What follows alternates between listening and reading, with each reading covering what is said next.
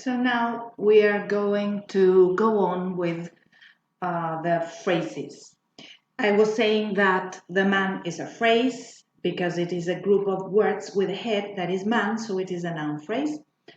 Was dancing is a verb phrase, and my brother is a noun phrase also. So let's look at phrases here. We've got types of phrases. So a phrase is a string of words that behaves as a constituent, that is to say as a whole, and has a head as its principal element. We distinguish noun phrases. The man is a noun phrase. Verb phrases, was dancing is a verb phrase. Adjective phrases, very good is an adjective phrase. Prepositional phrases, what was the prepositional phrase we had here? No, we don't. In the room is a prepositional phrase, and an adverb phrase, very slowly is an adverb phrase, or adverbial phrases, we are going to call them in this subject. So here we've got types of phrases, but you've got them written here. I mean, what I've just told you, but it's written here. We've got examples of noun phrases, prepositional phrases, adjective phrases, adverb phrases, and verb phrases. Good. Then we've got words. The next layer in the rank is word. So what can we say about words? What are words? Words are the smallest unit in syntax. And so here we've got more about words. What are words? Words are generally considered to be the basic elements of language. They clearly show up in writing, because when we're speaking, we don't make a difference between one word and the other if we are speaking fluently. This is what happens to us when we are listening to somebody speaking in a language that we don't know. We can't distinguish when a word finishes and the other one starts. But when we read, yes, it is possible to see that. So, and they are defined, and they are the items defined in dictionaries. Yet the definition of word is not simple. Words are relatively fixed in their internal form, but they are independent in their role in larger units. For example, insertions can usually be made between words, but not within words. For example, there are 2 pedal bins against the wall. There were 2 large new pedal bins standing against the side wall. Notice how, in the above example, it is possible to insert words between other words to form longer sentences without losing clarity of meaning.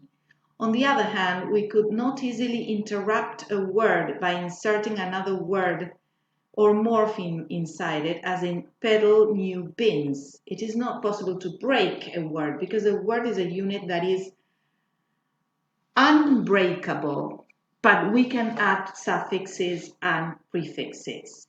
There are 3 major families of words. There are lexical words. For example, when we have nouns, adjectives, adverbs, verbs, they are words that carry meaning, that carry information. If I tell you house, you can immediately imagine what a house is. You know what I am referring to.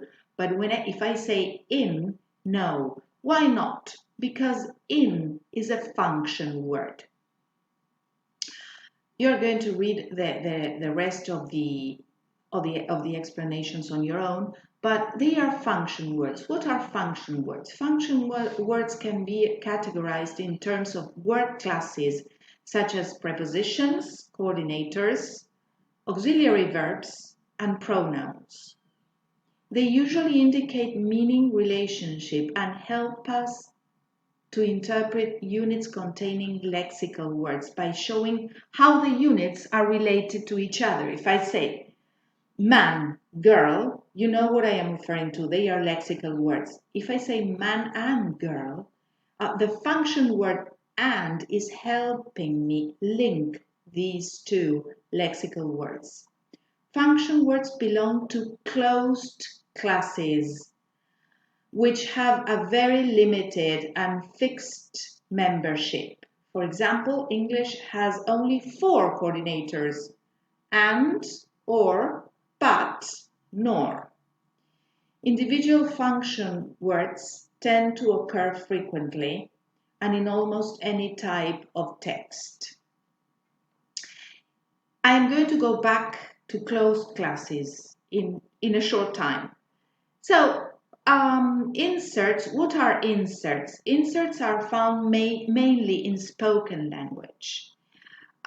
They don't form part of the syntactic structure, that is to say, we are not going to analyze them in sentences. And they are often marked off by a break in intonation or by a punctuation mark in writing. For example, well, we made it. Well, yeah, bye, cheers. Yes, all those are inserts. Let's go back to closed classes. What are two closed classes and open classes? Function words are closed classes. Why? Because closed classes of words. Because there are a certain number of function words, but there won't be others. That is to say, it's not a set that is open for new words. The prepositions have always been what they are. They are some that are not used anymore, but there are not new prepositions. There are not new conjunctions. There are no new pronouns. But when we talk about open classes, we talk about classes, lexical words that can accept new words. For example, when we say Google to Google, Google is a new word and it didn't exist 20 years ago, but now it's an everyday word. Why? Because it is a verb, or it is a verb and it is a noun. And it has been incorporated in the language, so much so that it has been incorporated in every language in the world, I think. And it is an open class. Nouns are an open class. Verbs are an open class. Adverbs are an open class. And adjectives also are an open class. There can be new adjectives. So we've got open and closed class of words. Let's go back to the 5 grammatical units. We talked about already sentences, we talked about clauses, we talked about phrases, we talked about words and its classifications, and lastly, we need to talk about morphemes. What are morphemes? Morphemes are the smallest unit of meaning. You know that phonemes are the smallest unit of sound. Morphemes are the smallest unit of meaning. So let's look at morphemes more closely.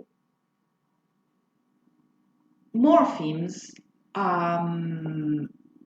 lexical words can consist of a single morpheme or a stem. For example, when I talk about, for example, conscious. Conscious, the word conscious. Conscious is a word that is a stem. That is to say, it is a stem, it can be called a stem or root. Or root. La raíz, what we call la raíz in Spanish. So it can be independent. What we have here, a lexical word can consist of a single morpheme. Conscious is a single morpheme. A stem such as go, bull, cat, or they can have a more complex structure created by a process of inflection, derivation, or compounding. What is this? When we've got a word like conscious, or we've got a word like walk. I can change these words. So, for example, I say I walk, but he walks, and I added one S. And that S marks the third person singular. If I've got book and I add one S, that S marks the plural. So these words have changed through derivation. These words have changed through inflection. That is to say, I added a morpheme, the morpheme third person singular, the morpheme plural, in order to fit the context that I need. But the word remains the same. This goes on being a verb, and this goes on being a noun. Let's look at this. Inflection. Lexical words can take inflectional suffixes. What are suffixes? Morphemes that are added to the word at the end of the word to signal meanings and roles which are important to their word classes, such as plural in the case of nouns, past tense in the case of verbs. The following word classes are marked by inflection.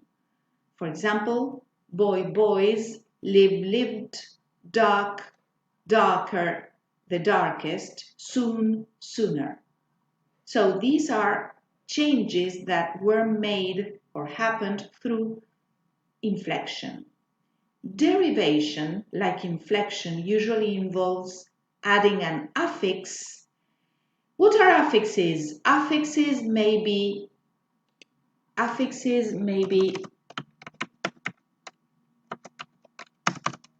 prefix or a suffix.